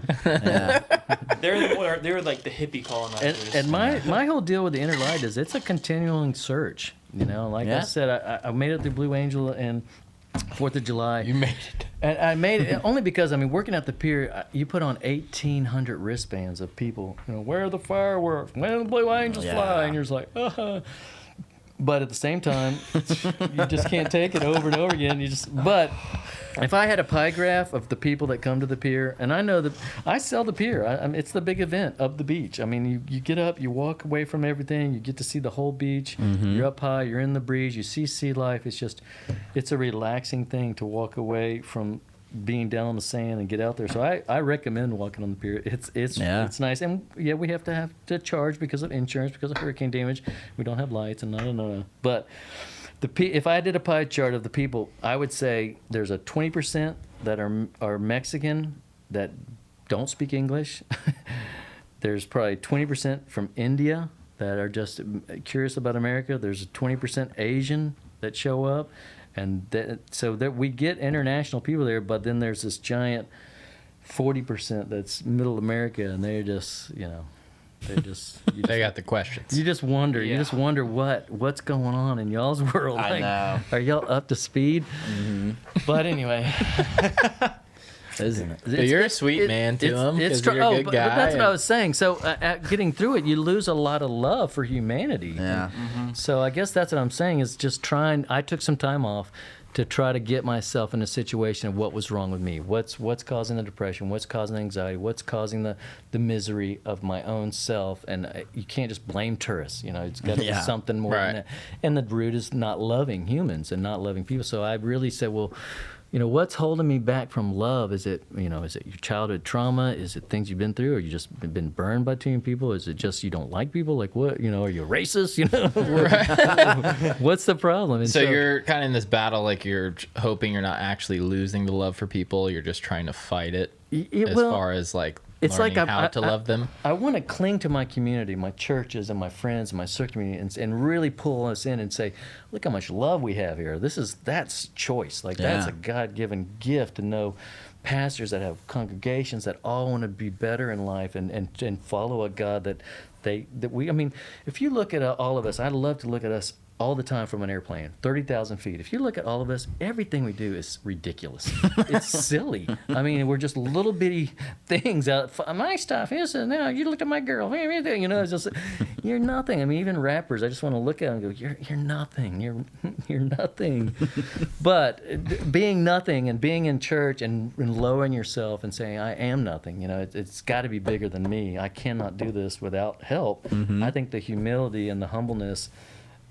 God somehow, in His magnitude, Yeah. appreciates that, and I think that He gives us a little bit more each day to get through. Yeah, I worked in a hospital for like 4 years, and like one big thing that I learned was like there's usually two different types of people when they're dying. There's the people who have this illusion that their life matters more than it really does. Yeah. But then there's the people who have kind of come to accept that it doesn't really matter as much, and they're usually the nicer people. Yeah. And it's very interesting to see the two different kind of stages they go through as they find out that it's the end of their life. And Yeah. it's always a more graceful situation with the people. Yeah, and that's another Who have thing. figured out how to be I see humble. people that I've seen people that are so successful. I mean, I've met Jewish screenwriters. I've met guys that have written 60 #1 hits. I mean, Kelly Slater, anyone who's won multiple titles. I put myself in their shoes, and I'm like, what would I be like mentally if I? It's all relative. Like none of this success really matters on a level of making you happy. Yeah. I don't see how it could. I mean, I don't see how you could sit around and look at all your accomplishments over and over again to where it just eventually wears out, and you go, oh, Yeah. this is a weight. This is nothing that I. Mm-hmm. And so I've been blessed in my own little chess match with God to kind of fail a lot, but still somehow He keeps me on that line of grace and mercy by keeping me aware of I have more than I ever deserve. Yeah. And even though I've been the sinner of sinners and the worst of worst and the drunken winner, I've won all the trophies for any drink you can drink, He still somehow held me through all of it. And I've had a lot of friends die from alcohol and all kind of things. So it's why it kept me around. I don't know, but I appreciate it and appreciate being here. Appreciate Dude, seeing yeah, you thanks guys. for coming on, man. So we can keep on going too. Well, I've been locked up in my house 20 days now. But I kind of took some time off, and what I did was I just tried to get to the root of everything, try to press some of the sin out of my life and recognize it. And it comes down, really the enemy is a lot of the programming. If it's lust, it's because we've been inundated with it. I mean, if you've never seen what we've seen, the lust would not get you in that direction. But since we've been onslaughted with it I mean, everything from album covers when I was a kid, to Playboy magazines when I was a kid. If you came across anything that had some sort of sex, drugs, and rock and roll, I keep going back to that. But it's, really, I think a lot of it was the heavy metal and the 80s and the 90s and the Baywatch and the boobs, and it's just programming. It's what caused us to all have these battles or wars in our mind. Yeah. And if we could get away from the program, but now I'm fearful there's no turning back. I mean, with all of us having a cell phone in our area, and that's maybe one more reason that. You think the phones are really zapping the nuts? I think they are. I think I can hear it. I might be crazy, but I can lay in bed and I can hear a different noise. And I say that because I just went to the Big Island of Hawaii. I went in April, and Didn't hear it? I didn't hear the sounds. When I got back and walked back into my house, I said, "Wow!" I said, "You can actually feel it and hear it," because I'm real sensitive as far as I can try to tune into things like that. And Hawaii just had a peace about it, and I don't know what it was, if it was the ocean just being so broad or the plants. I mean, that's a beautiful place. But I felt coming back and seeing the 5G towers all through East Hill. I was I said, I think this isn't good. I said, I think I'm gonna, and that was my first. I was really against 5G at first, saying, oh, that birds and bees fall from the sky if they turn it up too loud, and oh, it sets off the vaccine. It's gonna make everything explode inside your brain, And so I went down the rabbit holes, I followed them all, and I've checked them all out, and so, but 5G is the least of my worries now, only probably because it's a tool I need to get a surf lesson or stay in touch, but. I can see little things like I can't go to the bathroom without my phone now. I'm like, gosh, dude, just use the restroom on your own, man. You don't need to. But I could use that time to look at stuff. Yeah. It's like, Instagram makes you poop better. It's somehow, and then Certainly does. definitely makes it longer. Yeah, for sure. Because you go down. Get more red marks on your quads. Ouch! I can't get up. Yeah. But yeah, it would be tough to get away from phones, but it would be a blessing too if it happens. But if it does happen, my theory is they're not going to have the election in November. I don't think that they're going to allow that to happen. So I think that there'll be some sort of jump on the reset of what everyone's calling, and I think there will be a shutdown eventually. So that's why I want churches to be on the level and say, hey, it might be far-fetched, but I don't think they're going to give up. I don't think that this whole, whatever word you want to use, since everything's about politics now, if you want to use the word Democrat as the evil, or whatever you want to label them as, the deep state, Obama's pulling the strings. I mean, how far deep do you want to go? Oh, it's those. Oh, it's no, it's those guys. Oh, it's the realm of 300. No, it's the 10 elite. It's the kings. And so everyone can you can rabbit hole all day on who's pulling the strings, but I do think that since we are at war, I don't think, whenever the term came out, the new normal, that scared me. I said, that only makes me feel like things aren't going to go back to happy times. And the Bible says it's not going to go back to happy times. And all the signs written on the walls say nothing's going to go back to happy times. So enjoy every moment while you can, because even though I keep saying they're throwing the fear at us, eventually something's going to hit a crossroad. And if it's Iranians coming through the southern border, or if it's China taking the farmland, or whatever you hear of that's happening, that really hasn't happened yet, but it's happening. Yeah. But you're like, well, today's been an okay day. I had a surf lesson and I had some ice cream. You can get fired from your job for calling a woman or a man a man. Maybe something like that. It's bizarre. That stuff pisses me off bad, dude. It's a bizarre world. What do you do if it does come back to happy times? If it comes back to happy times, do you still just go, the Bible says it's not going to, so still kind of worry about it? Or do you change tone? Maybe? I've talked to Christians who think I'm way too far ahead, that Jesus isn't coming back. They're like, no, so much has to happen. You're way off. And I'm like, well, my friends say tribulation's about to begin. We're right there. They're at the doorstep. It's 7 more years. And I'm telling you, the green climate is 2030. That's the D-Day. They're setting Ukraine up for it. Look at them. They're going to go all digital ID. So you can follow the rabbit holes of what's going to happen in 2030. But you do know that there's some truth to some sort of evilness, is all I can call it, that wants to take the world and have it controlled. And I don't know if it's by wiping half the population out. I don't know if it's by, causing global crisis on another level. I mean, I've seen manifestos. The next pandemic's in December of 2023, and I'm like, okay, well, I'll just wait to 2023. If there's another pandemic, then maybe they'll be onto something. But I like to look at history repeats itself. So I think that we're exactly where we were in 1922. I mean, it was the roaring 20s until the Depression hit.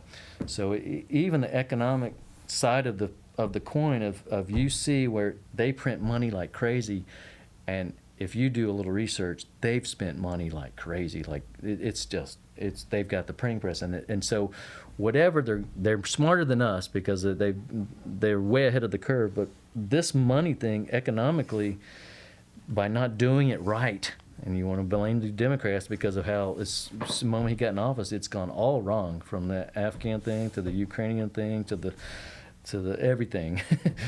So if the money thing has to happen this way because they say, oh, well, we have to do the reset to change the whole world's monetary system, then yeah, we'll have a lot more years, and that might be happy times as far as, see, wasn't that bad. The Great Reset, now everything's, and I'm okay with that. I mean, I have a liberal enough mind to say, hey, I don't think everyone should own their own houses, and that's what really got me irked a little bit on a hippie side of me seeing churches, because it seemed like everyone in church was out to get their own. Oh, I've got my house and my wife, my kids, and my car. Oh, well, we're going to get a little better one next time. You know? And so everyone was out to get their own thing. So I'm on the whole new generational mindset of, hey, let's quit playing this game. Let's quit everyone trying to get the bigger yard, the bigger fence, the bigger pool, the bigger SUV, the bigger everything. And let's just all try to say, hey, if we don't play this game and we all kind of pull together like our community should, or our family should, or our church should, and let's start sharing things. And that's how the church really started, is they all kind of divvied in and said, all right, we're going to help these guys do this, we'll these guys do that. And if everyone plays a role, and that's another thing I thought about being out on the farm. I said, well, I need some help out here because I couldn't do it by myself. So coming back, to a community standpoint, I can see happy times if the church can really grab the steering wheel on saying, hey, let's. And I don't know. That's make your own happy times. Yeah, and I don't know I don't know how far the churches have to go to be tax free or to be, legit on the level of. There's always someone, Yeah. Well, that's what the purpose of the church serves, because traditionally, you pay your tithe, which is 10%.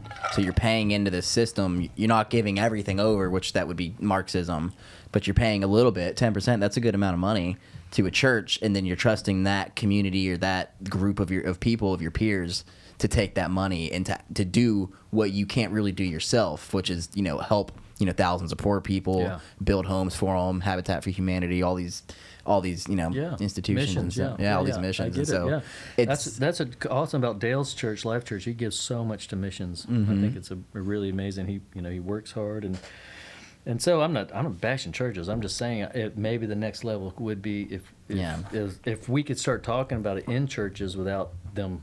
I mean, they've already put the flag up. Oh, conspiracy theorists. Oh, Trump lovers. Oh, crazy, crazy people. Whatever. No, we're just actually saying, okay, well, we're going to plan for war on a certain level of.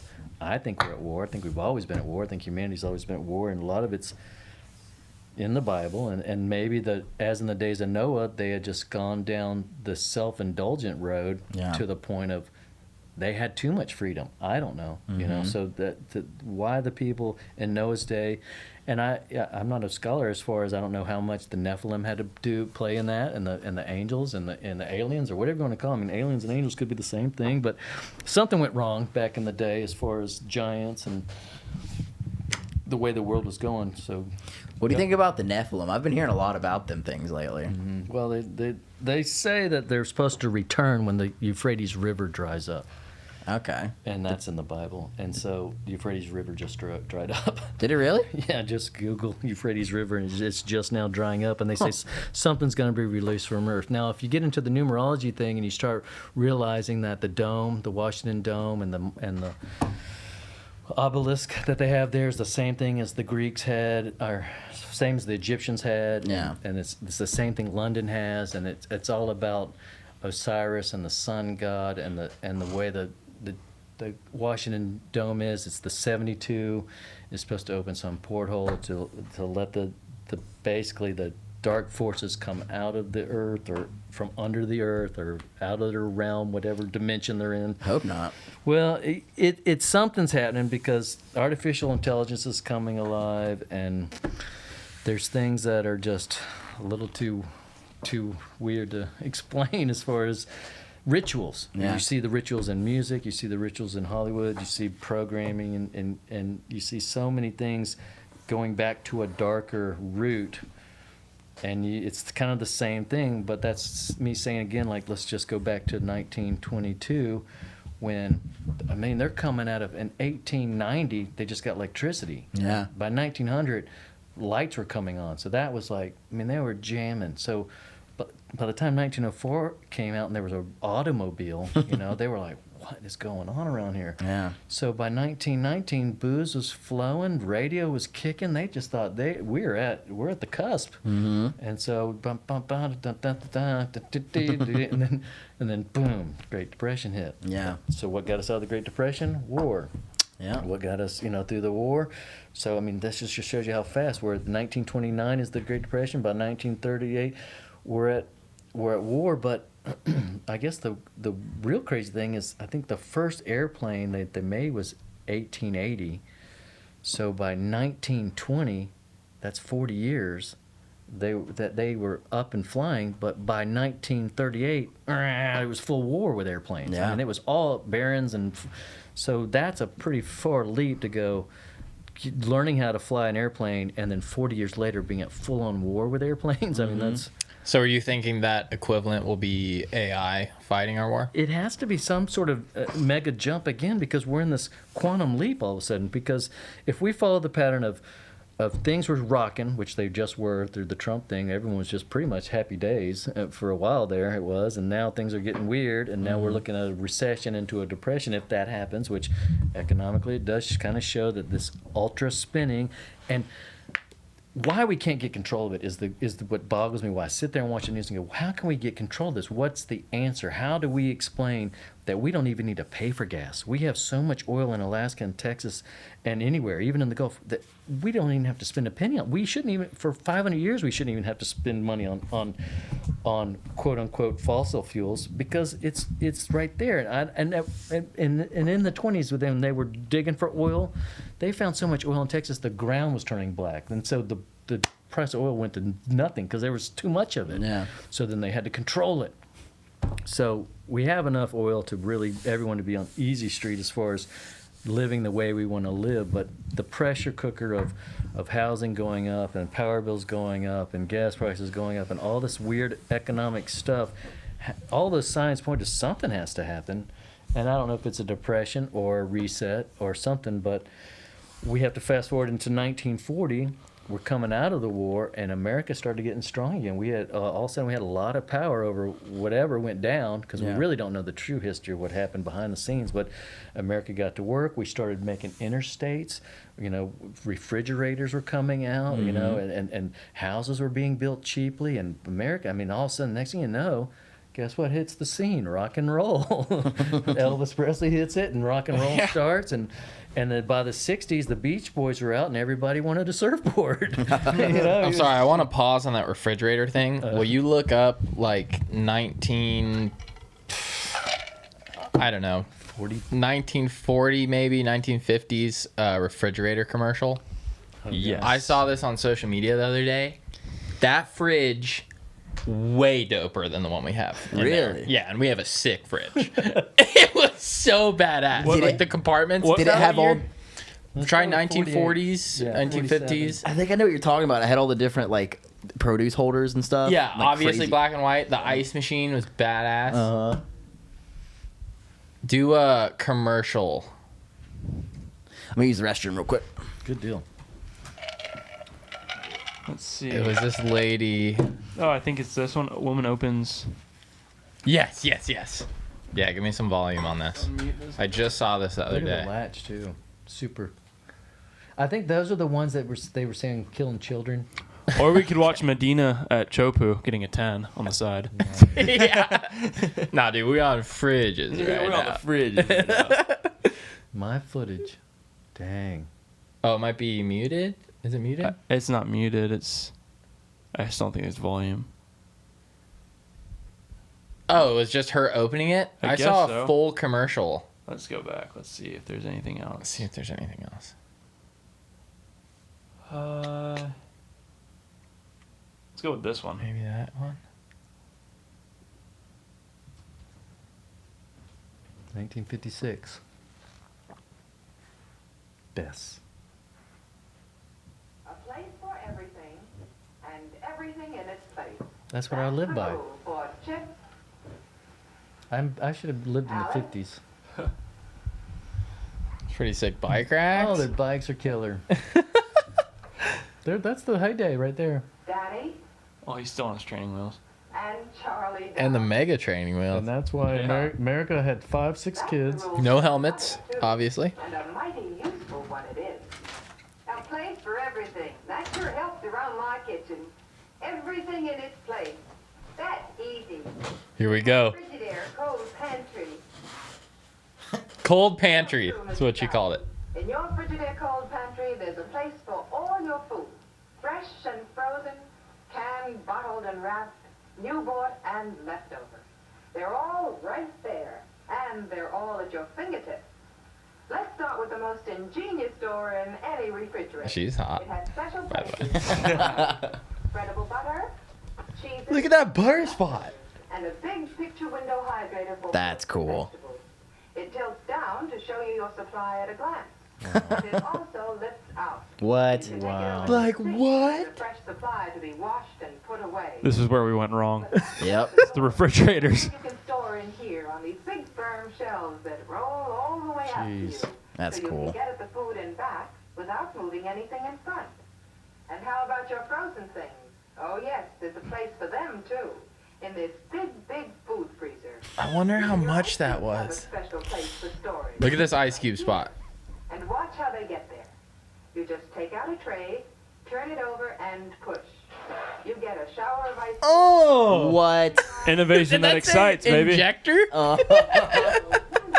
Dude, they had the best engineers back I wonder Right? how much that was. And then How you much know- was our fridge? Like $1,500 or something? Yeah, there's something like that.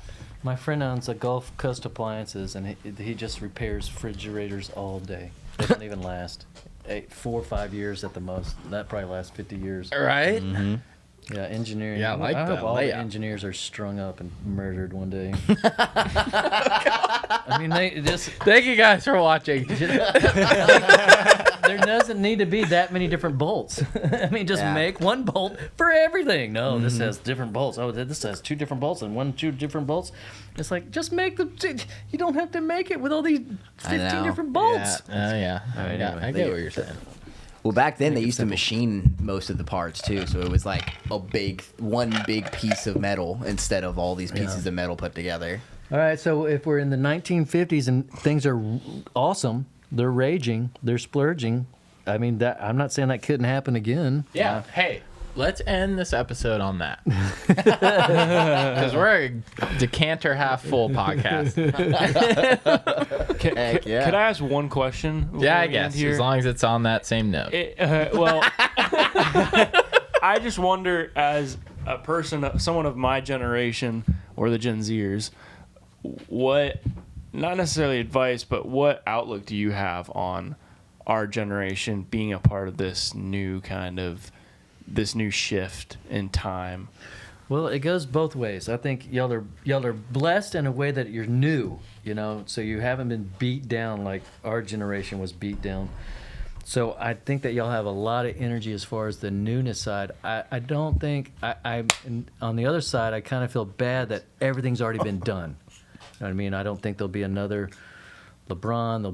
There won't be another Michael Jackson. There won't be another Kelly Slater. There won't be any more high achievements. Like, it's somehow the roof was hit. Mm-hmm. I mean, even if you go back and Google, those guys that do the little Olympic thing where they're on the uneven bars or parallel bars, and Yeah. in the 50s they're doing this, and then now in 2000s they're like, and you're like, okay, well, that's it. We've maxed across the board. We've maxed out. They could legalize steroids across all sports, though. Well, We could hit a new level in what that they'll way. want to do there is just do robotics in your body. Then, and Yeah, that's yeah. part of the promise. Is Yeah. they really, the people that don't believe in God, that believe in the science, they think that the science is actually going to get. And I've seen it. I've seen what they actually believe, and they think that because science is achieving this AI, that their brains will be replicated, that they'll be downloaded, that they can chip everything, that they can robotic everything, that they can regrow everything, they can take these steroids and stay young and strong and go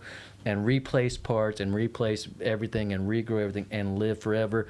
And if they have to, they'll leave the planet in spaceships and come back and then regrow everything. So I've seen that mindset of, and I get it. That's kind of why what we're going through with this, oh, he's not a woman, he's this, he's that. That's just to allow the next generation not to ever think about robots in a bad way or transhumans in a bad way, or the idea of they weren't originally from a man and a woman. They don't want any of this weird social. That's all I can think of is why this is coming up, is because they want the next generation not to ever question if they were DNA modified, if they were robotified, whatever, transhumanized. So that's their promise. That's their hope. Their hope is to keep on going, into a whole new. We'll live forever. We'll get rid of what they call the bacteria of the planet, which is most of the population. And that's where I'm on the fence, because I kind of feel the same way, and I feel bad about that. But putting wristbands on people all day will change your mind. It will definitely change your mind. You won't be able to handle humanity, or just go into your normal red light. See, I used to, as being older, I used to pull out and get to the 17th red light, and there'd be 3 cars there, and I would take the left. Now I pull out, and there's 23 cars there, and I have to wait one more light because so many people are moving here, because this is the greatest place ever. Everyone has to move here. Hell, just check my Instagram. See, the Blue Angels here. They're wonderful. Come by the house. You just drove here from Minnesota. Yeah, so and that's a lot of the thing. A lot of the people at the pier, we just moved here. I'm like, imagine that. They say, everyone says that. We just moved here. I know you did.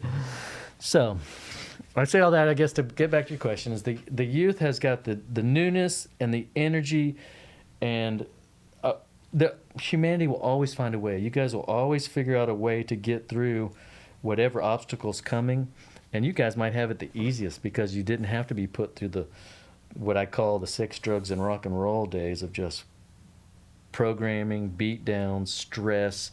I mean, just trying to be forced in our schools to just be put in such a pinhole spot. I think you guys have a freer feeling to how you're going to evolve and adapt. But like I said, I don't think that y'all will ever hit the high marks that what my generation went through, which I started in the 70s. 73 I was born, so we haven't got there yet. I mean, 50s America was raging. In the 60s, that's when another war came out, which we don't know the truth about Vietnam. We don't know. It's a lot of these things in history are false flags to get control and to get power and to get money. And it started with the Napoleon War. That was a false flag. That's how Rothschild got control of the England Bank. The England Bank actually owns Washington, D.C. I mean, once you start figuring out how history is, we were never taught true history. We were just taught all this flat stuff. And they met the one Indian that could speak English when they landed at Jamestown. I'm like, what a coincidence.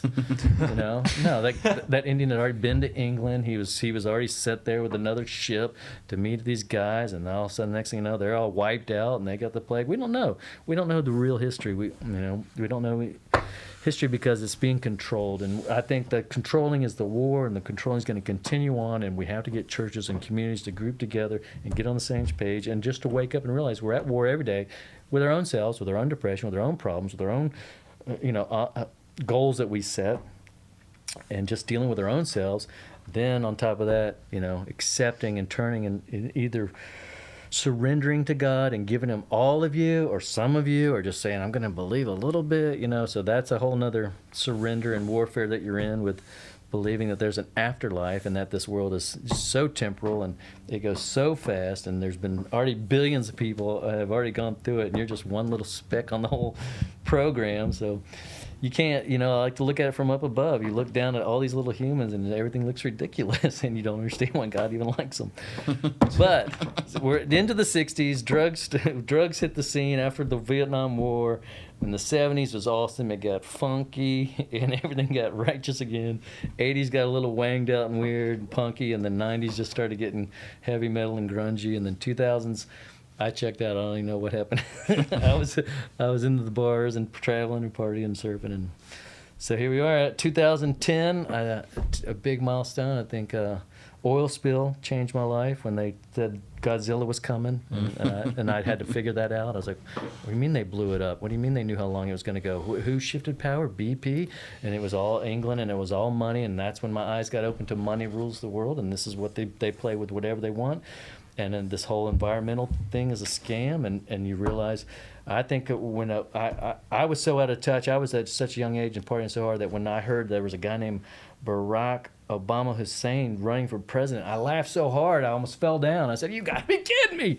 I said, "It sounds like he's an Iranian or a Muslim or something." They're like, "He is." I'm like, "Well, he's running for president." Like, that's how out of the loop I was. I said, that's impossible. We'll never have an Iranian Muslim be a president. And then if you look at all our presidents, it was like George, James, John. I was like, what? But at that time, we needed change. So we didn't realize that a lot of his stuff was orchestrated. And then that's when you start going deeper of, hey, something has happened on the earth as far as the times are either running out for the evil forces that have been summoned all through time. And if you look up another thing called Solomon's Testament, Solomon was supposed to be the wisest, richest man that ever was. Of course, we only have Jewish records in the Bible, but the Bible's definitely a book of books that was put together. It's the best history book. And if you read it like you have a few times, you really start getting there is such sense of God's mentality through history and what his plan is and how he's in everything, but he's detached from it at the same time. But to get back to Solomon, he actually got wise and rich by dealing with the dark forces. He was the one that actually had enough power to summon the demons, figure out what they did, figure out who ruled them. All of them had some sort of oppressor. A lot of it was Michael the archangel and Gabriel. They rule the heavens. The heavenlies are beyond what any of us really realize. There's so much going on in the heavenlies. It's not just a few. It's way more than, even these latest pictures of the galaxies and the universes, that I don't know if it's all real, but part of me just says that, well, if that is real, I think the heavenlies are just beyond another dimension that are even bigger. If there's battles and wars in heaven, which you don't know why God likes war, mm-hmm. He's letting it go down for some reason, and he's a mystery is what it says, and he'll explain it eventually, and that lies in having childlike faith, and a lot of it's belief. And I keep coming back to that, but. Where were we talking about? The 60s, the 70s was funky. The 80s got weird. The 2000s when 2010 is when I started thinking about what was really going on. And, my dad died in 2011, so that was I was 37, so that's when I kind of had a big wake-up call about living life and how short it is and what it's all about. And so really from 2011 to 2022, this past, 11 years? It's been fast. And so I think the older you get, the faster it gets. So, as far as telling anyone, the next generation, it goes fast. You can understand and enjoy every minute of it. Don't get too tied up in yourself or the fear. The media is our biggest enemy. That's who we're at war with. It's the media. Because they no matter what, will lie and twist and cover up truth. And that when we stopped standing for what America really was, what made America great was the justice and the laws that we had that were so pinpoint, and what we fulfilled all these laws and justice, the things on moral laws and just keeping people right and wrong. When that starts getting blurred, that's also in the Bible. When people see right as wrong and wrong as right, then we're starting to get down to some sort of timeline of some sort of change. Either God has to step in somehow, or he's waiting on this final tick of what I think. And I was raised, he probably was raised too, is we thought that some Antichrist had to come on the scene who'd been suffered a head wound, and as soon as we see him, and every president, I was like, oh, it's George Bush. It's definitely George Bush. Oh, he went to war with Iraq. I bet you he's the Antichrist. Oh, it's the next George Bush. Oh, it's the little horn. Now that's who it's going to be. Oh, it's Barack Obama. He's a different beast. Yeah, I get it now. So you can try to figure it all out, by putting faces on it. But the Antichrist system itself has to be a government, and the false prophet has to be the Vatican. And those two things playing hand in hand right now, either being exposed, that I think a lot of people see behind all these rules and regulations of the Catholic Church is completely wrong and false. And I think a lot of us are losing faith in what the government really is after, which is a bigger agenda. So those two things coming into light to the next generation, I think that there's hope as far as what I keep saying is going back to a community that you know people, and that's why I haven't really. I want to run away from the tourists, but I really want to stay the course.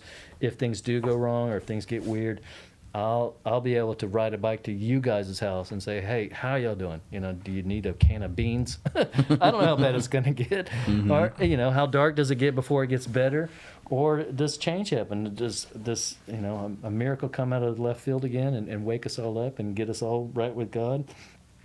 But I did hear the words, as in the days of Noah, and following that scriptures, if you read it in Ephesians or Peter, Jesus really is pretty clear on the steps.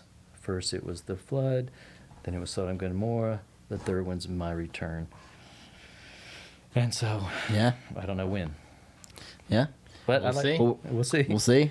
We're gonna wrap it up here in a second. Is there anything? We got a decent amount of viewers. Anything you want to say to anybody? Is it live right now? Last word? No. Oh.